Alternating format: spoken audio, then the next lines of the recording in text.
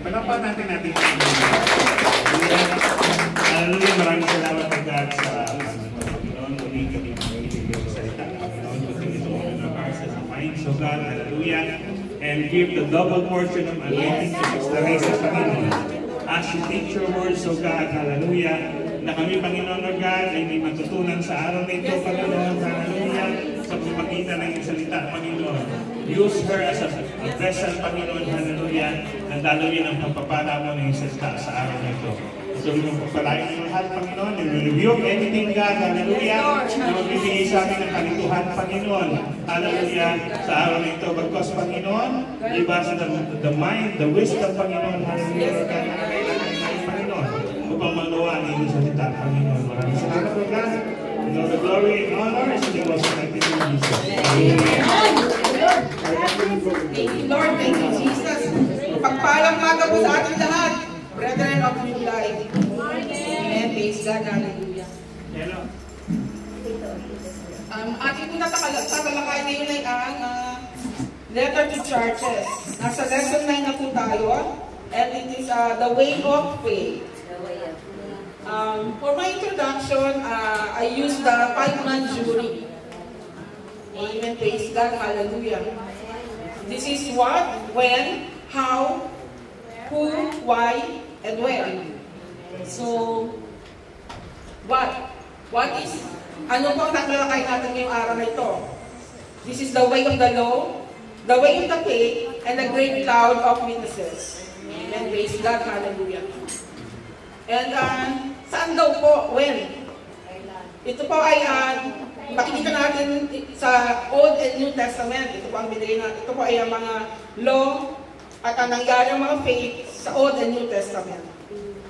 Amen. Praise God. And how? By being obedient ng mga taong tinawag ng Panginoon. Perseverance and sacrifices. Nagsakripisyo sa Panginoon. At doon ay nilagay ng Panginoon ang kanyang covenant. Ipag-covenant ng Panginoon sa mga taong kanyang pinili. And sino ang mga ito?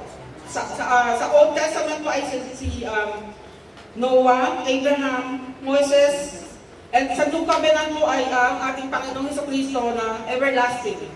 Na hindi po talaga, siya lang po ang Great Covenant sa bagong tipan. Amen. Praise God. Hallelujah.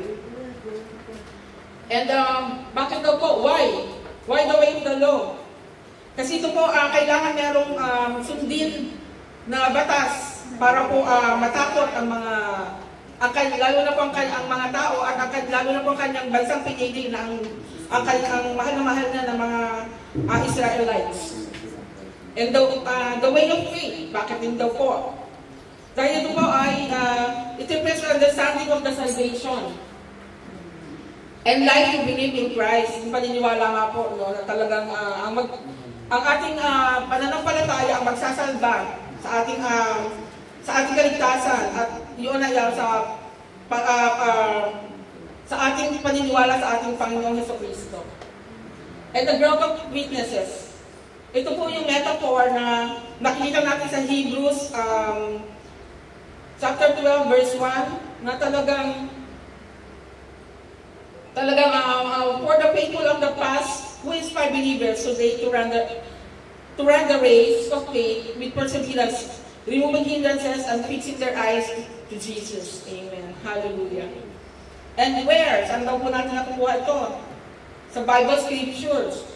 At ang ating keywords ay ang Hebrews. Which is, sabi po dito ay the better Hebrews. Ito po ang pinakamagandang scriptures isa sa magandang scriptures po sa Banal na Aklat, which is tatalakayin po natin mamaya. Amen. Praise God. Hallelujah. And for the way of the law, ito po ay makikita natin sa John chapter 1 verse 17. Ito po yung it was given by Moses, but grace and truth come by Jesus Christ. Amen. Hallelujah. And it was given God given in the Mount of Sinai. And this is, meron po itong tatlong parte-parte. na tatalakayin po natin mamaya ay i-mention ko lang din po ngayon na una po ay ang Ten Commandments, the Judgment, and the Ordinances. Amen. And makikita rin po natin mga Bible scriptures sa Exodus, Galatians, and Deuteronomy. Amen. Praise God. Hallelujah.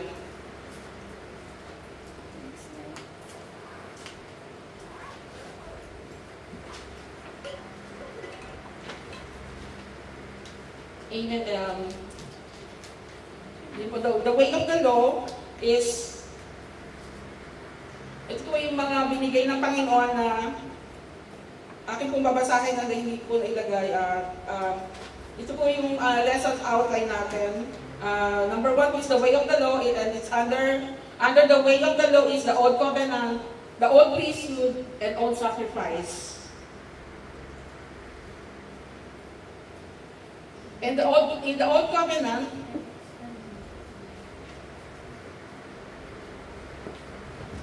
praise God, hallelujah. The Lord. And yun nga po, sa Old Covenant ay ano po ang threefold purpose of Old Covenant. Bakit po kailangan na may purpose? Kasi po, para dahil ang mga Israel ay minsan ay nalilito sila, magulo, na kaya po na ang Panginoon ng purpose is first is adhering the law of Israel to organize moral society and manner of worship to which God is accessible to them. So kailangan maging maayos. So nagbigay ang Panginoon ng batas. Yung nga po. Then second is, nagbigay na po ng batas, but paano naman po daw na batas ito para sa na something lawful and unlawful, right or wrong? Paano daw po sin is not imputed or charged when there is no law? It is under the Romans chapter 5, verse 13. Paano nga naman po, baka po dito? Minsan, pagka hindi ka nagreklamo, paano ka magbibigyan ng solusyon kung hindi ka magsasabi? So para ganito po dito, kaya ang Panginoon ay gumawa ng sa covenant na ng law. So yun nga po para po mabigyan na kaukulang parusa ang mga nagkakasala. At ang pangatlo po ay ginamit ng Panginoon ang Old Covenant and para po makita at ma-establish ang shadow of good things na parating. So ito pa makikita sa Hebrews chapter 10 verse 1. And ang Panginoon at ang Israel ay nakipag-covenant po. Nilagay po ng Panginoon na makipag-covenant dahil po para ito sa mga nag-aabuso. Nalagay nga po dito na marami po kasi nang-aabuso doon sa Israel na talagang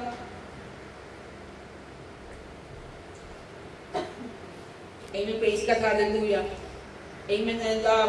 And God and Israel in covenant, and Moses wrote all the words of the Lord. And he took the book of the covenant and read the audience of the people, and they read it. And they said, all that the Lord hath said will do, said, and the Lord, and be obedient. Kailangan lang po isusundin. Amen, praise God, hallelujah. At ito po ay makikita sa Exodus chapter 24, verse 4 to 7. And God and people of Israel entered into the covenant. And sinunod naman po nila ang mga covenanting ito.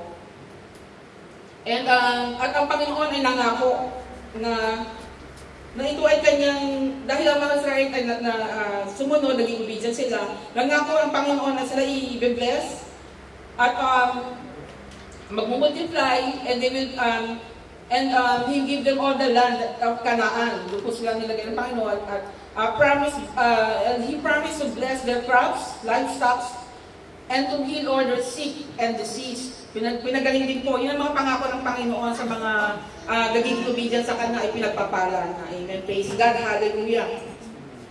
And ang pangalawa po ay the old priesthood. At ang sabi nga po ay, and take unto the Aaron, thy brother, and his son with him, from among the children of Israel, and they may minister unto me in the place of office. At ito po ay makikita sa aklat ng Exodus, chapter 28, verse 1. At sabi rin po sa Numbers, chapter 3, verse 6 to 7.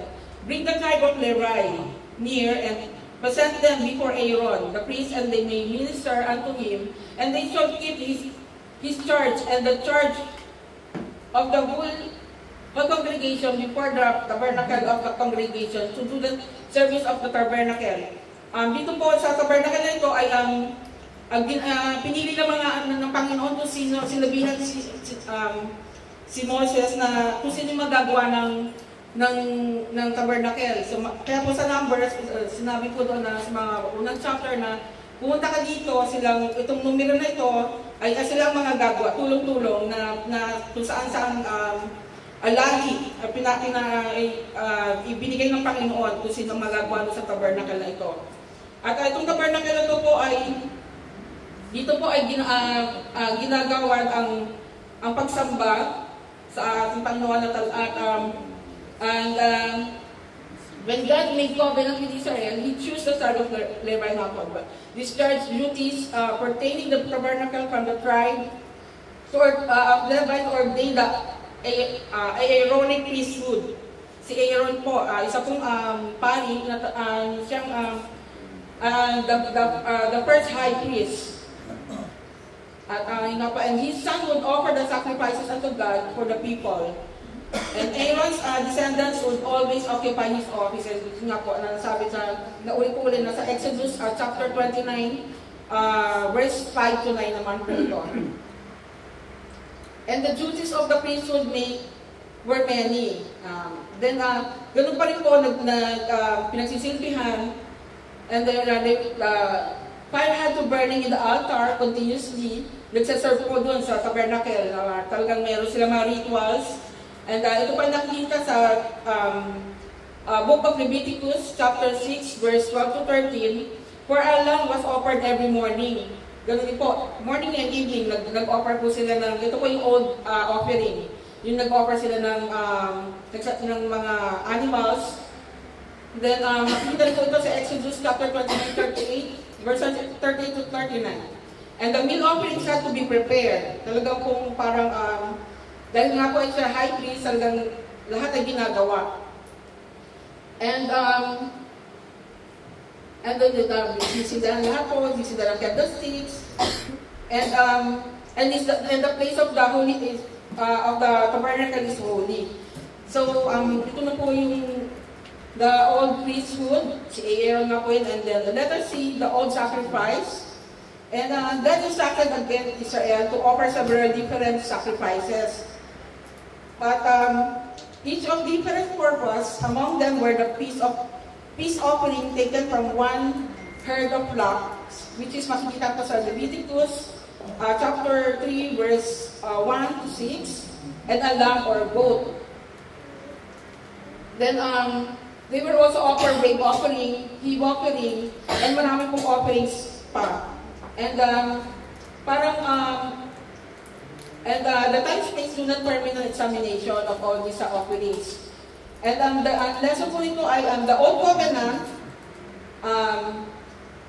but the sacrifice is to say that Israelites lived under the Old Covenant and was rigorous pattern, rituals, nagiging pattern na po.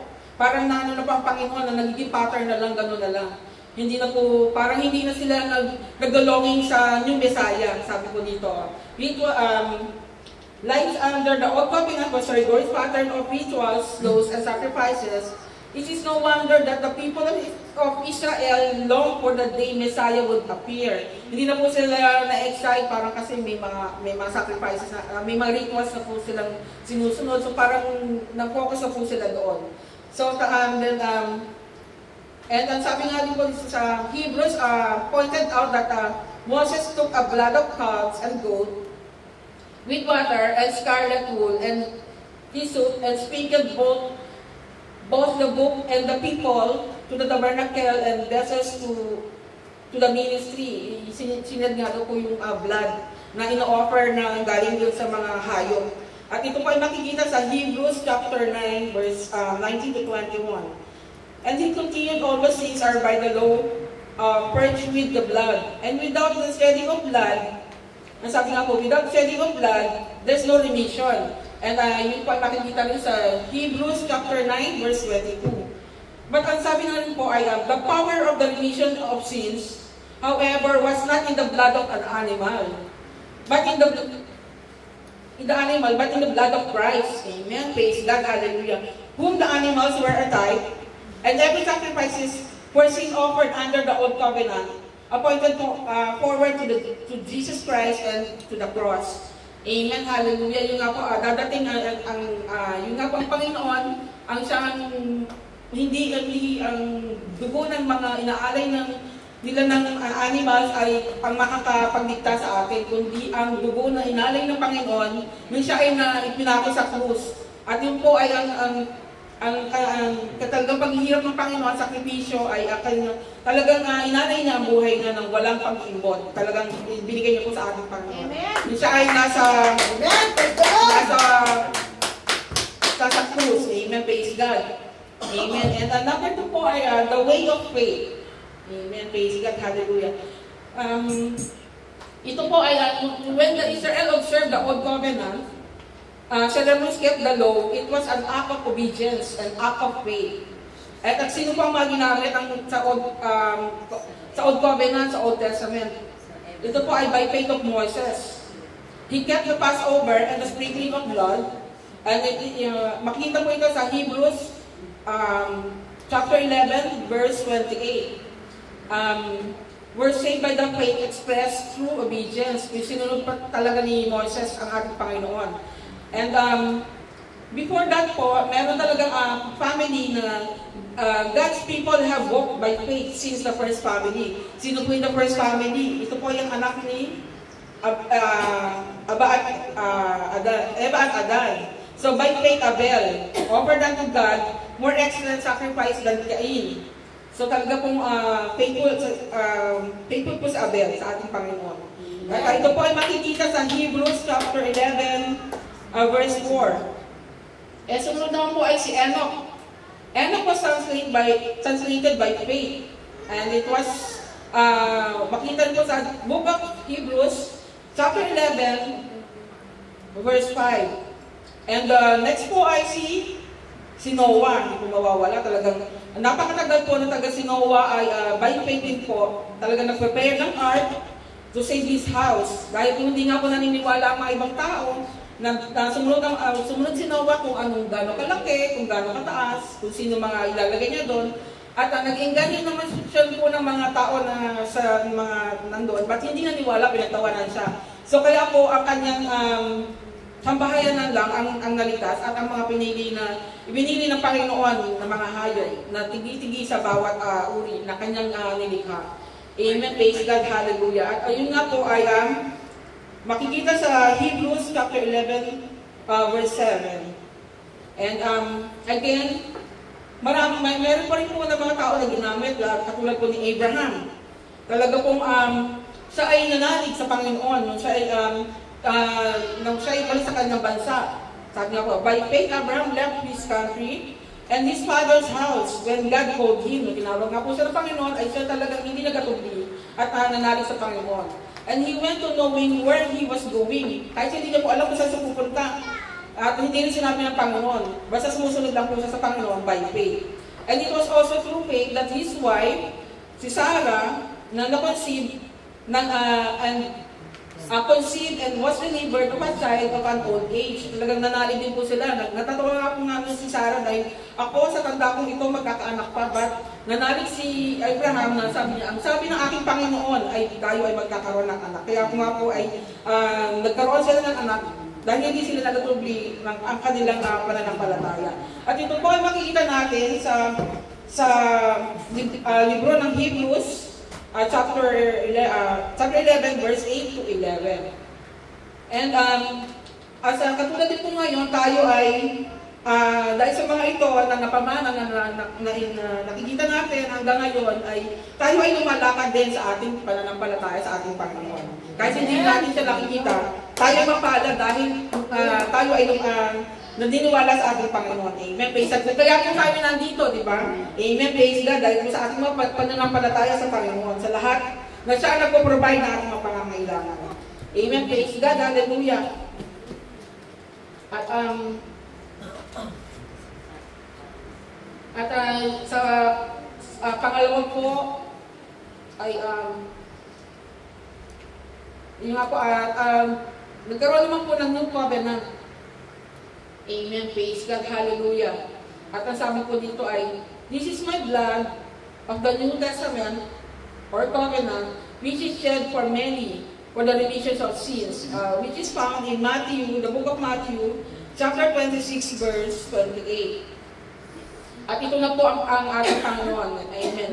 Jesus Cristo. And Jesus lived under the old covenant and kept the law of God perfectly. Amen. And sabi nga po ni Peter, sinulat ni Peter na he did not know sin. Ito pa nakikita sa 1 Peter chapter 2, verse 22. And Luke noted that he fulfilled, sabi naman po, ang nag-testify naman po ay si Luke, na he fulfilled everything in the law and the prophet said concerning him. Ito po nakikita sa Luke chapter 24, verse 44. And as the 10 apostles went to upper room to eat the Passover supper, this was the last Passover they would observe under the old covenant. Amen. Hallelujah. Ito na po yung malapit na ang ating Panginoon ay nag-last supper na po siya. And when the disciples ate the Passover, lamb with Christ at the Lord's suppers, little did they realize that it was a true lamb. Yung pala ang ating Panginoon ang true lamb, sabi nga po, diba? Hindi nila alam. So, when Jesus gave the cup, He said, drink ye all of it, for this is my blood of the New Testament. Covenant. Amen. Amen. Hallelujah. Which is shed for many for the remission of sins. And this is found in Matthew, book of Matthew, chapter 26, 27 to 28. Amen. At sumunod na po nga dito ay ang the crucifixions. And the crucifixion was made more than an execution. It was means through which Jesus offered Himself without spot to God. And for this cause, He is a mediator of the New Testament. Siya nga po ang bagong mediator ng New Testament na siyang nag-aano sa ating Panginoon na hindi makakapasok ang bawat isa sa karya ng Panginoon na hindi dahil sa Kanya. Amen. Praise God. Hallelujah. Kung kaya nga po tayo ay muling pinapanganak sa born again in the name of Jesus. Amen. Praise God. Hallelujah. And it is found in Hebrews chapter 9 verse 14 to 15. And next po ay a new priesthood. Meron din pong bagong priesthood. Amen. Praise God. And the old covenant priesthood was chosen from the tribe of Levi. Doon nga po sa tribe of Levi. But Jesus, our new covenant, is the highest priest. But from the tribe of Judah, God had said to him through prophecy, "Thou art a priest of forever after order of Melchizedek." Amen. Praise God. Dito si Melchizedek is the highest priest din po. At ito pa nakikita sa Hebrews chapter 9, verse 1, chapter 7, verse 11 to 17. And this order existed before the order of Aaron and his descendants. For Melchizedek was the priest of the Most High, God in Abraham's generation. Moreover, Abraham paid tithes. Doon pa rin po nagdadala ng offering niya si Abraham, sa mga tithes na sa kay Melchizedek po. And he was blessed by him. And it is written that he had neither beginning of days nor end of life, but was made like unto the Son of God, and he abide the priest continually. Sinunod niya pa rin po ang priest na ito. At ito pa nakikita sa Hebrews chapter 7, verse 1 to 9. And this order is eternal and calls for an eternal high priest. Kung si Melchizedek po ay high priest, Ang ating pong Panginoon naman ay ang eternal high priest, our Lord Jesus Christ. Amen. Hallelujah. Ito nga po sabi, the term high priest implies that other priests serve under him. Sabi naman po ni Peter that the church as a holy priesthood and a royal priesthood and Apostle John saw the church as king and priest unto God. And ito po ay makikita rin sa Revelation. Talagang sinabi nila na ang church, na ang ating Panginoong Jesucristo ang talagang tunay na eternal high priest. Amen. Praise God. At ito po ay makikita sa Revelation chapter 1, verse 6 and chapter 5, verse 10. And the Bible identifies that Melchizedek as the priest of the Most High, but yun nga po, the eternal priest, high priest is our Jesus Christ that fill the position. Talagang ang Panginoon lamang at wala na pong iba. Amen. Hallelujah.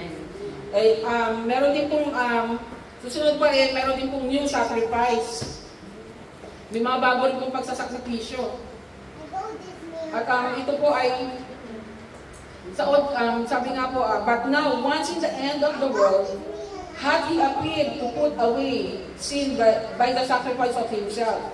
So Christ was once offered to bear the sins of many. Ito nga po ang ating Panginoon sa Kristo. Sabi nga po, the old covenant required sacrificial animals to be without blemish, meaning physically perfect. Yung nga po pagka nag-offer ng mga offerings of ating Panginoon ay talagang pinakamaganda. And because they were types of without blemish, and meaning physically perfect, because they were types of Jesus. And ang Panginoon, Christ was the Lamb of God which take away from the sin of the world. And it was found in the book of John, chapter 1, verse 29. Talagang ang Panginoon po ay nagsakripisyo din. Amen. Hallelujah. And the sacrifices without blemishes type His moral perfection. Ang Panginoon ay siya yung sacrifice at siya yung nag-sacrifice, nagbuhat ng cross, patungo at pinakot sa cross na wala siyang blemishes kasi dahil hindi siya nagkasala. No sin less and He fulfilled all the law. Naging obedient po siya. Kaya po talagang siya ay ito ang new sacrifices siya po yun, ang ating Panginoon, ang nagsakripisyo para sa kasalanan ng lahat na maligtas. Amen. Hallelujah. And the sacrifice without blemish, and the Bible says that He did not sin. Amen. Hallelujah. And when nung panahon na nga po niya, ay dumating na ito ay siya ay pinako na babasahin ko lang po na the Bible says that he did not sin, neither was a guile found in his mouth. At ito po ay makikita, sabi po nagpapatotoo po nito ay si Apostle Peter sa 1 Peter 2:22. And his hour had come to be sacrificed, to be crucified.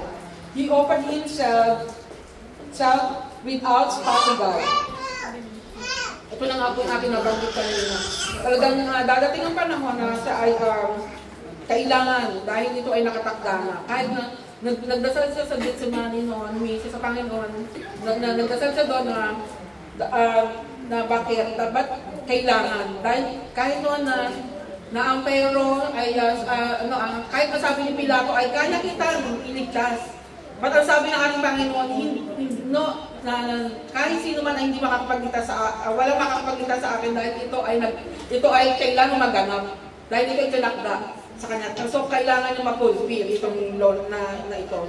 Dahil ito ay hindi nila naiintindihan noon dahil ito ang pagsasakripisyo ng ating Panginoon at pagsedyakan ng blood ay para sa ating kaligtasan na tayo nga ay kung kaya tayo ngayon ay nandito na hindi na ganun kahirap na talagang hindi na kailangan mag-alay na kung ano, kundi ang sarili lang natin ang ating ialay at ang magiging masunurin ay yun ang hinahanap ng ating Panginoon, ang pagiging malinis. At maganda sa kanyang paningin. Amen. Praise God. Hallelujah.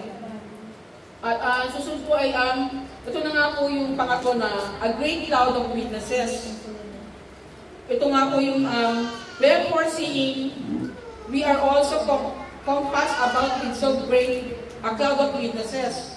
Let us lay aside every way, and the sin which do that so easily beset us, and let us run with patience the race that is set before us. Makikita po sa Hebrews chapter 12, verse 1. Ito nga po yung they obtain a good report. Ito po yung na paghihirap na kahit na hindi nasasayang ang ating pagpapagal. Ang pagpapagal ng ating Panginoon. Huwag natin sayangin. Ito nga po nakalagay they obtain a good report. Amen. The multitude of witnesses who are described in chapter 11 of the book of Hebrews obtain a good report by faith. Yung nga po, di ba, yung mga nagsakripisyo, sumunod sa ating Panginoon, dahil sa kanilang pagpapagalit, sa kanilang pananampalataya sa ating Panginoon, ay hindi naman po nasayang. Dahil talagang nasa kanan sila ng Panginoon. Talagang sila ay hindi pinabayaan at pinagpala ng Panginoon. And sabi alin po, because of this, they encompass us or form a circle around us. They are not literally present, but the influence. Yung nga po, no? Wala na sila ngayon, pero nasa isip pa rin natin sila at pinapaalala at pinapamana na sa mga bawat henerasyon ang kanilang mga ginawa ng mga nag-alay nga po ng kanilang mga pananampalataya. Amen. Praise God. Hallelujah. Yung nga po, wala na sila, but the influence of their exemplary, pag-example nga po, lives of faith has encouraged believers in every succeeding generation. Some of these witnesses suffered great material loss, and others endured physical harm or death, but they finished the course and kept the faith until the end. So yung nga po, di ba, kahit si Peter, si Paul, talagang naghihirap sila, namatay sila ng dahil sa pananampalataya sa Panginoon. Talagang kinip nila yung faith nila at loyalty nila sa ating Panginoon na talagang kahit anong mangyari, kahit na pinatay sila, pinahirapan, ay ito ay dahil sa kanilang pagpapagal sa ating Panginoon upang maipalaganap ang kanyang mabuting salita. So hindi po yun nasayang dahil po ay hindi man sila nakikita natin ngayon. Ito lang sinasabi ng Panginoon na talagang nasa kanan, sila ay nasa Panginoon. So ito na po yung ginagawang example ng ating Panginoon sa kanila.